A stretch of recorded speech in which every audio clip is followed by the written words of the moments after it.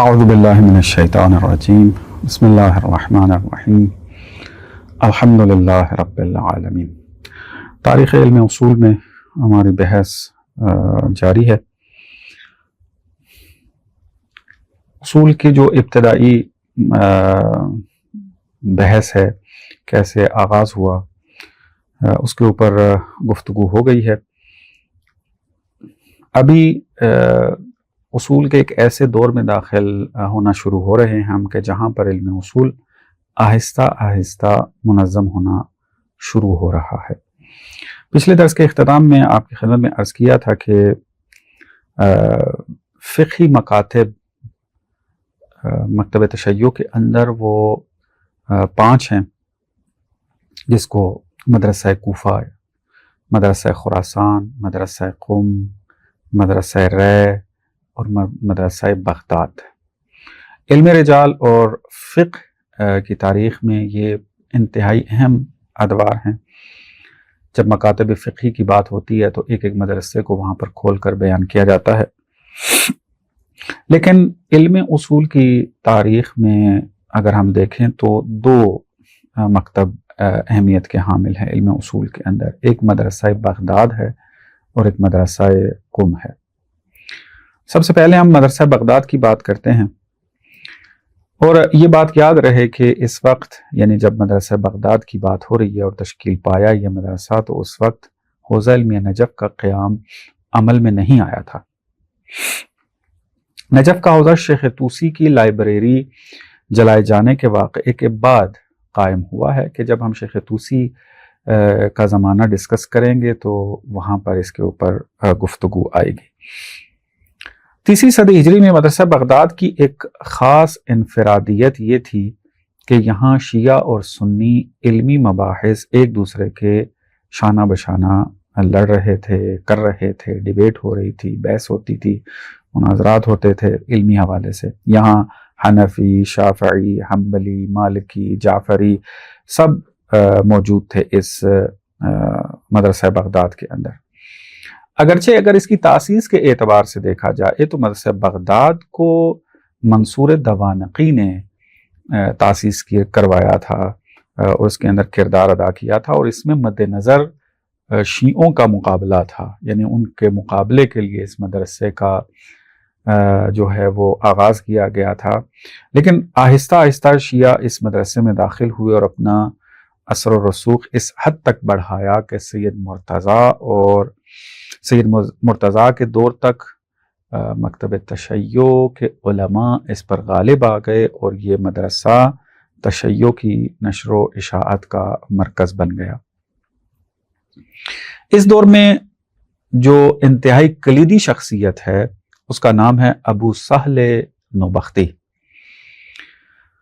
یہ بیک وقت متکلم بھی تھے، فقیہ بھی تھے اور حکومتی عہدیدار بھی تھے۔ اگرچہ کوئی وزارت نہیں تھی ان کے پاس، لیکن ایک عہدہ موجود تھا، دبیر کا عہدہ ان کے پاس تھا۔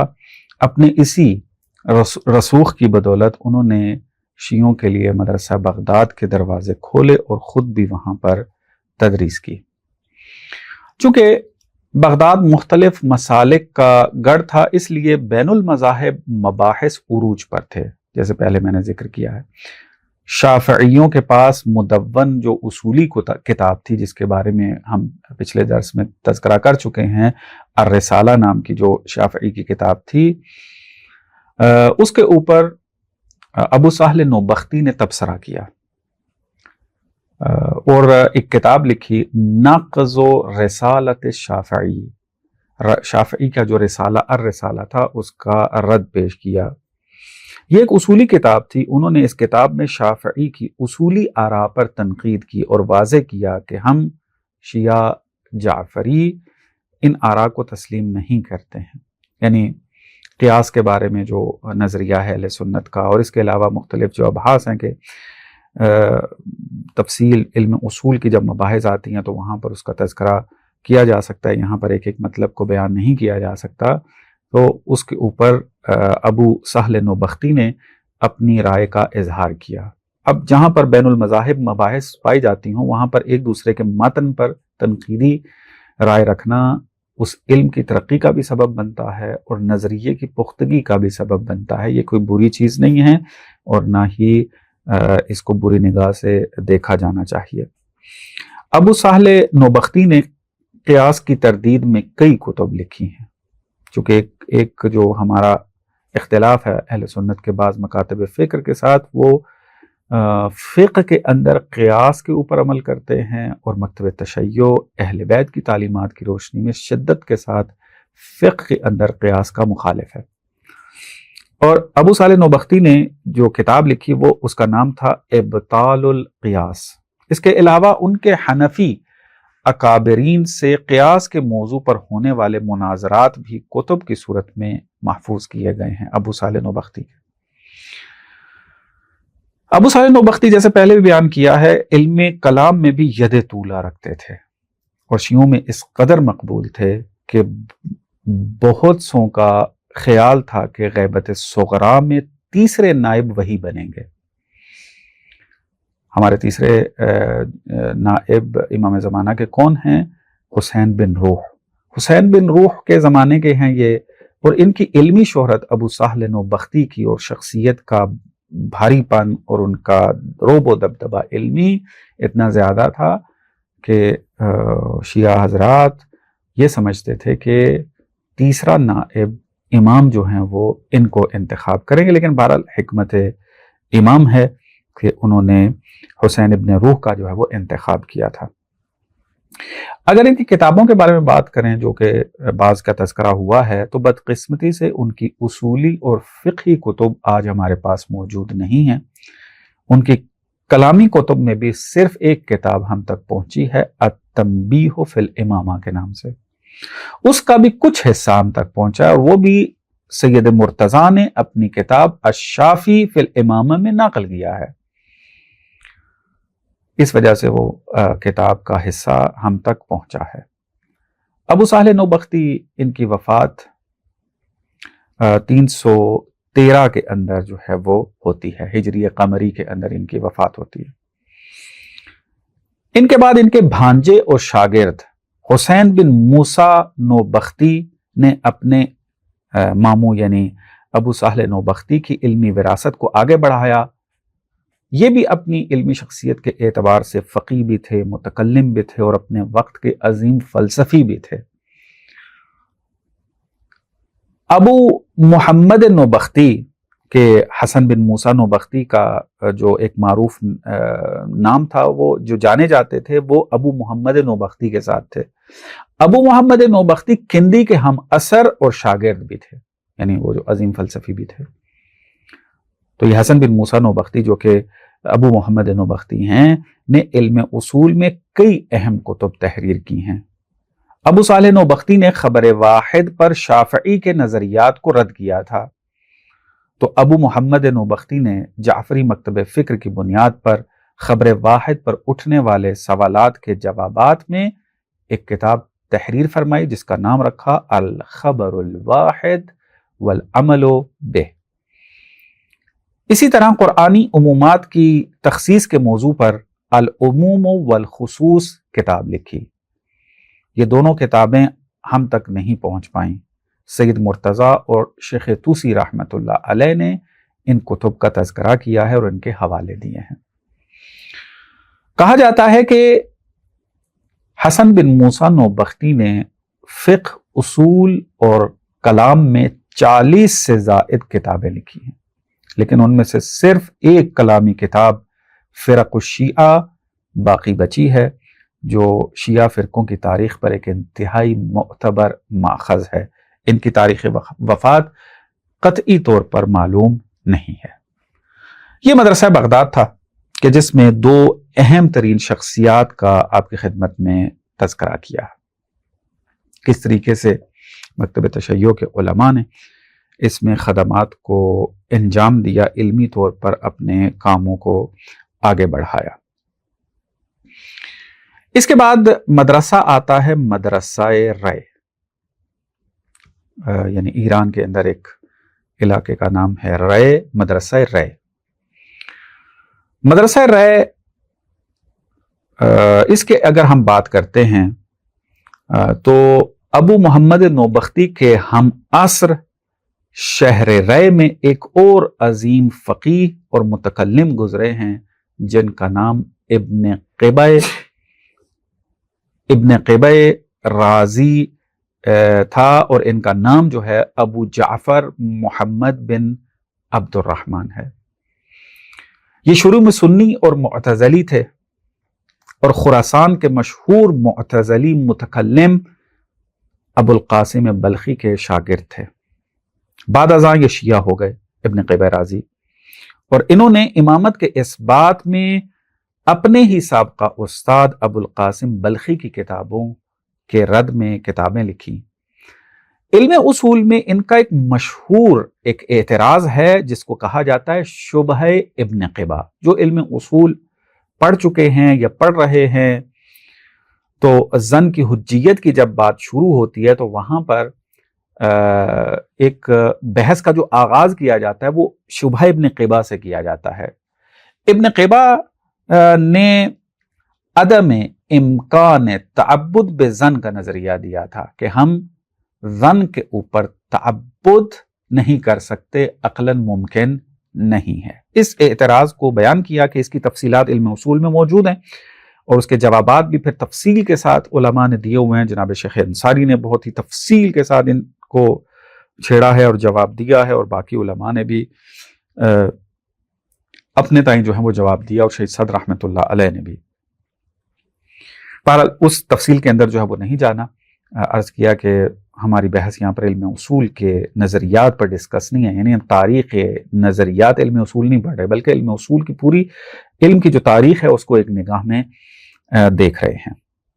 جب ابن قبہ عراق کے سفر پر آئے اور بغداد میں عتبات عالیات کی زیارت کے لیے گئے تو ابو سہل نوبختی نے ان سے کہا کہ میں نے سنا ہے کہ آپ نے حجیت ظن کے امتناع پر کچھ باتیں کی ہیں، آئیں اس پر مناظرہ کرتے ہیں۔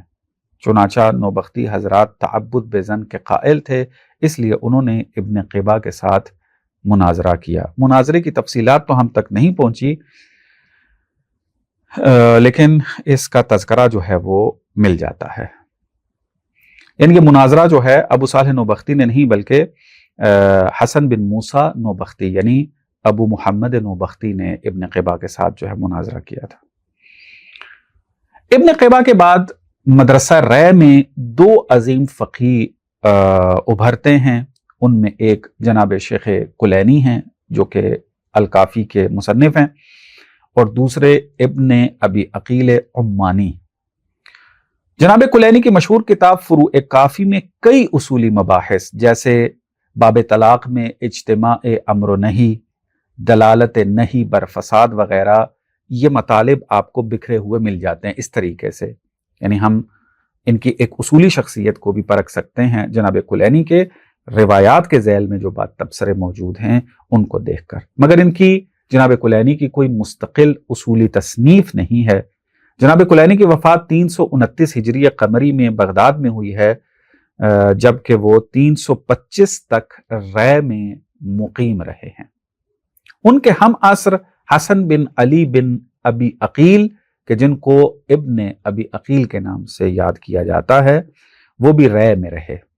سید بحر العلوم نے اپنی کتاب رجال میں ذکر کیا ہے کہ ابن ابی عقیل شیعہ تاریخ کے وہ پہلے استاد تھے جنہوں نے باقاعدہ فقہ، کلام اور اصول میں الگ الگ درس دینا شروع کیا۔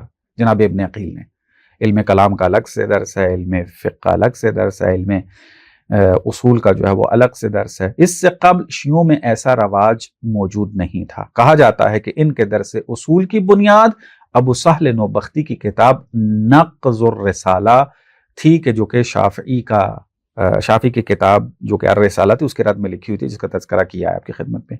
ان کے فقہ میں ایک مشہور کتاب التمسک بحبل آل الرسول تھی، جس کی اہمیت کا یہ عالم تھا کہ جو بھی محقق خراسان سے رے آتا تھا وہ اس کتاب کا قلمی نسخہ نقل کر کے ساتھ لے جاتا تھا، یعنی اس کتاب کی اتنی اہمیت تھی۔ ابن ابی عقیل کے سب سے نمایاں شاگرد جعفر بن محمد بن قولوی تھے۔ اب یہاں پر کیا ہو رہا ہے، یہاں پر آپ کو پتہ چلے گا کہ کس طریقے سے مدرسہ قم، رے اور بغداد کا آپس میں اتصال ہوا ہے۔ ان کا تعلق اصالتاً مدرسہ قم سے تھا۔ انہوں نے ابتدائی تعلیم قم میں سعد بن عبداللہ اشعری قمی کے جن کا متوفہ 301 ہجری ہے، علی بن ابراہیم قمی جن کا متوفہ 307 ہے، اور ابن بابوی قمی جو کہ شیخ صدوق کے والد ہیں اور ان کا متوفہ 329 ہے، ابتدائی تعلیم ان تین بزرگ اساتذہ سے حاصل کی۔ البتہ یہ بات یاد رہے کہ قم میں بھی اصولی مباحث موجود تھے، جیسے سعد بن عبداللہ کا ایک رسالہ ہے عموم و خصوص کے نام سے، مگر وہ انفرادی نوعیت کے تھے۔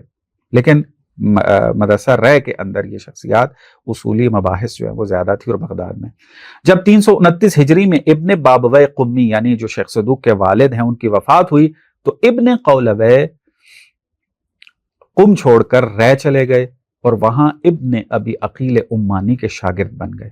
337 ہجری میں ابن ابی عقیل نے انہیں اجتہاد کا اجازہ دیا اور اپنے درس میں آنے سے منع کر دیا، اور یہ کہا کہ اب تم پر میرا درس حرام ہے، کیونکہ جو مجھے دینا تھا دے چکا، اب تمہیں بغداد جا کر خود تدریس کرنی چاہیے۔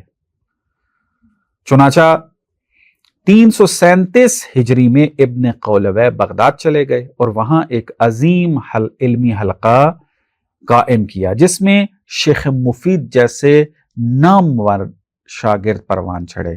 اسی طرح مدرسہ قم کا شاگرد مدرسہ رے سے فیض یاب ہو کر مدرسہ بغداد میں منتقل ہوا، اور شیعہ اصول فقہ کی ایک زنجیر مکمل ہو گئی۔ قم سے چلے رے، رے سے چلے بغداد، تو یہ ایک چین جو ہے وہ مکمل ہوئی۔ ابن قولوی نے بغداد میں اپنے استاد یعنی ابن ابی عقیل کی سنت پر عمل کرتے ہوئے فقہ، اصول، کلام اور حدیث کے الگ الگ درس دیے۔ ابن قولوی کی وفات 368 یعنی 368 ہجری قمری میں ہوتی ہے۔ اس کے بعد مدرسہ رے کا ذکر کرتے ہوئے ایک اور انتہائی اہم شخصیت ابن جنید اسقافی کا نام آتا ہے، اور اس کو نظر انداز نہیں کیا جا سکتا۔ توجہ کیجئے گا طلاب حضرات کہ یہ جو نام لیے جا رہے ہیں، جگہ جگہ پر علم اصول خصوصاً علم فقہ کے اندر ان کا تذکرہ آتا ہے، ان کے نظریات کا۔ علماء ان کو ذکر کر کے ان کے اوپر تنقید کرتے ہیں جہاں ضرورت پڑتی ہے۔ تو تیزی سے بڑھ رہا ہوں تاکہ ہم معاصر زمانے تک علم اصول کی ایک پوری تاریخ کو ایک مطالعہ کر لیں، لیکن یہ کی پوائنٹس ہیں، ان کو نوٹ رکھ کریں اور اس کے اوپر مزید ورک کریں تو ایک ضخیم کتاب آپ کی بن سکتی ہے، اور آپ علم اصول کے اندر بصیرت کے ساتھ داخل ہو کر جدید نظریات کی طرف متوجہ ہو سکتے ہیں۔ تو ابن جنید اسقافی مدرسہ رے کی ایک اور اہم شخصیت ہے۔ اگرچہ اصول کے اس شاگردی سلسلے میں یعنی شیخ صدوق ابن قولوی کے شاگرد ہیں اور ابن قولوی ابن ابی عقیل کے شاگرد ہیں، اس سلسلے میں ان کا نام نہیں آتا، لیکن وہ اصول فقہ کے ایک عظیم پائے کے مصنف ہیں۔ ابن جنید جن کا متوفہ 381 ہجری قمری ہے، شیخ صدوق کے ہم اثر تھے۔ گو کہ اس دور میں رے کی فکری زعامت اور ریاست شیخ صدوق کے پاس تھی، اور ابن جنید ان کے زیر سایہ تھے۔ علم اصول میں ابن جنید کی دو مشہور کتابیں ہیں، ایک کشف التمویہ والالتباس عن اغمار الشیعۃ فی امر القیاس، یہ ایک کتاب تھی۔ ان میں انہوں نے اہل سنت کے جو قیاس کی بحث ہے اس پر تنقیدی جائزہ لیا اور واضح کیا کہ اگر شیعہ قیاس کا شدت سے انکار کرتے ہیں تو اس کا قطعی مفہوم کیا ہے، اور منصوص العلہ میں علت کی تعمیم کا کیا حکم ہے۔ جب آپ قیاس پڑھتے ہیں تو وہاں پر یہ ساری تفصیلات موجود ہیں۔ جن طلاب حضرات نے، جن لوگوں نے علم اصول کو ابھی نہیں پڑھا، ان درس کو سن رہے ہیں، تو جب وہ علم اصول کی مباحث میں داخل ہوں گے تو ان اصطلاحات کو وہ سمجھ جائیں گے کہ کیا یہاں پر بیان ہو رہا ہے۔ دوسری کتاب جو ابن جنید اسقافی کی موجود ہے وہ ہے اظہار ما سترہ اہل العناد من الروایت عن ائمۃ العترۃ فی امر الاجتہاد۔ یہ ایک کتاب تھی ان کی۔ فقہی اور اصولی تاریخ میں جب بھی قدماء کا تذکرہ ہوتا ہے یا قدیمین کہا جاتا ہے، دو قدیم فقہاء کا تذکرہ ہوتا ہے، تو اس سے یہی دو علماء مراد ہوتے ہیں جن کے اوپر بات کی ہے، ابن ابی عقیل عمانی اور ابن جنید اسقافی۔ یہ بہرحال ایک ہم نے ایک تاریخ بیان کی ہے مدرسہ بغداد کی، مدرسہ رائے اور مدرسہ قم کی، اور پھر ان کا آپس میں کس طریقے سے اتصال ہوا ہے۔ مطالب کچھ ابھی باقی ہیں، اس کو پھر بعد میں مکمل کرتے ہیں۔ والسلام علیکم ورحمۃ اللہ وبرکاتہ۔